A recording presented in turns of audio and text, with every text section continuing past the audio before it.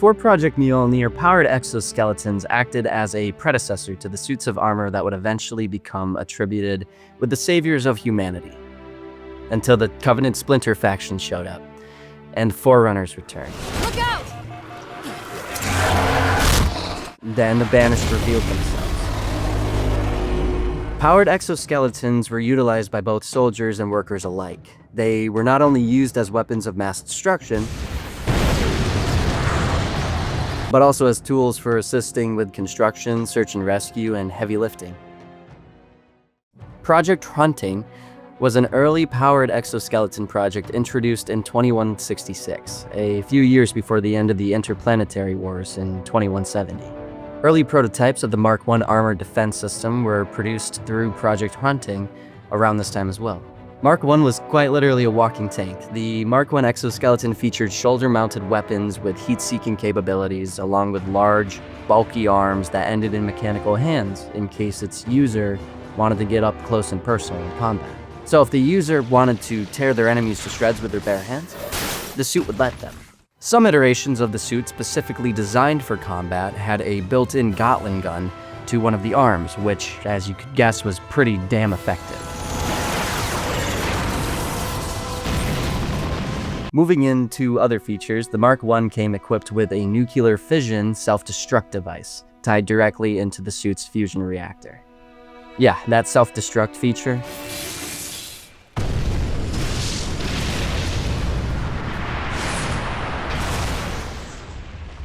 Absolutely catastrophic.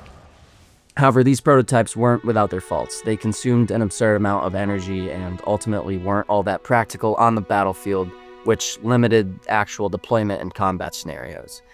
Despite its limited use by the UNSC, modified variants were used by civilians for jobs that required heavy lifting. Usage of the Mark I would last all the way up until the Human Covenant War, showing its reliability over the hundreds of years it spent in service. The HUD itself was very similar to the one that would eventually be utilized by the Mjolnir systems. Although it has been said many a time that Spartan armor cost as much as a UNSC destroyer, the Mark I ADS was even more expensive, if you can believe it, explaining its limited use even further.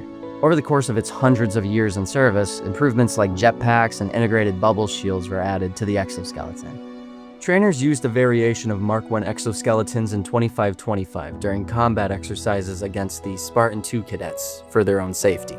Even then, the injuries sustained by these trainers were severe, to say the least. Did I mention that this was before they received Mjolnir?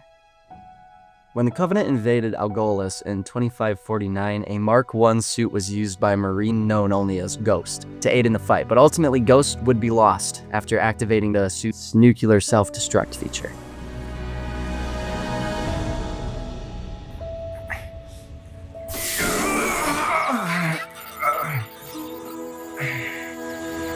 Countdown complete.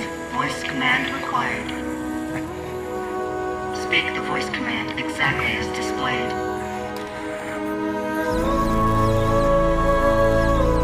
Let me ask you something. Just one last thing. Can you just be human? If you would just allow yourself to feel something. Maybe you wouldn't be a ghost any longer.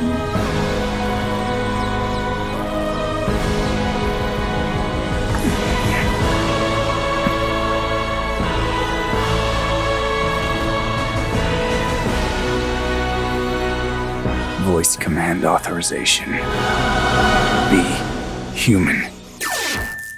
And for one last instant, I'm human again. Sometime after the attack on Algolis, research on the Mark I exoskeleton was recovered and used to create the Green Machine, an exoskeleton that heavily resembled the Mark I, except for, well, I mean, it's green. It's green coloring. It's green. The Green Machine included energy shielding, miniguns, a repair beacon, among a vast array of other features unseen in its predecessor. Although the suit likely came with a helmet, one of its known users, Sergeant Avery Johnson, preferred to keep it off. Because how else would you see this beautiful face? Stay with the Master Chief. He'll know what to do. Yes, sir, Sergeant. Thanks for the tank. He never gets me anything. Oh, I know what the ladies like. Now, with Johnson using the armor at some point during the war, it's safe to say that the Green Machine was likely developed between the years of 2550 and 2552, because unfortunately Sergeant Johnson was lost during the Human Covenant War in December of 2552.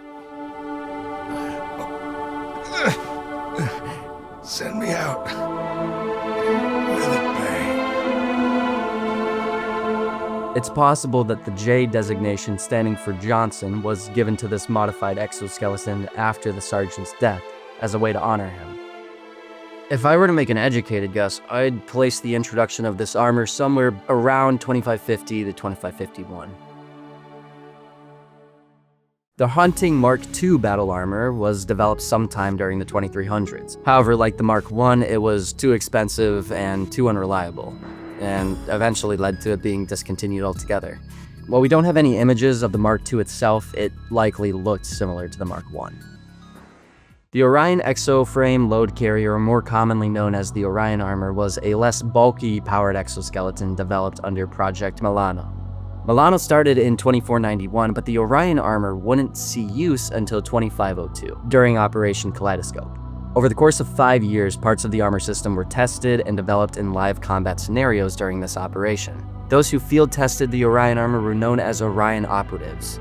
Among the operatives was Avery Johnson, who was a corporal at the time. As mentioned, the armor is a lot less bulky than the Mark I powered exoskeleton, appearing less like a full exosuit and more like a standard suit of armor. It's a lot closer to the Mark IV and Mark V Mjolnir variants that we are familiar with, and that's not coincidental. Halsey later took direct inspiration not only from the Mark I, but also from the Orion armor itself when developing Mjolnir, but ultimately scrapped their designs, opting to build Mjolnir from the ground up. A notable attachment to the Orion suit was the shoulder-mounted holy shit. The shoulder-mounted shoulder-mounted Angel Micro Missile Decoy Launcher. Holy shit. Designed to counter incoming explosive attacks, it fired off decoys to prevent the blast from reaching the operator. The Mark III line of these prototyped armored exoskeletons was launched in 2510.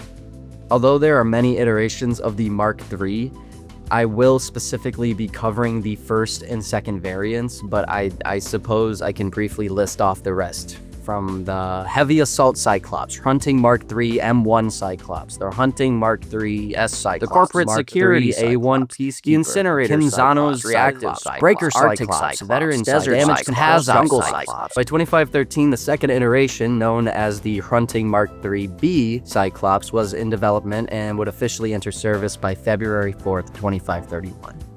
The Cyclops stands at around 14 feet tall. The movements of the machine are tied directly to the pilots through an internal neural link interface, making the Cyclops feel like an extension of the user's body. It's similar to how Mjolnir works, only this is less like a suit of armor and more like a fully functional vehicle. The Cyclops towers over the original Mark I in both height and usability. This thing can plow through a squad of Covenant with ease, and possibly even wipe out multiple Covenant vehicles in the process. It's around the same speed as a Spartan 2 as well, capable of hitting 30 miles per hour, and honestly, it just scares the shit out of me. When my time is through, I know you. Yeah, I know you.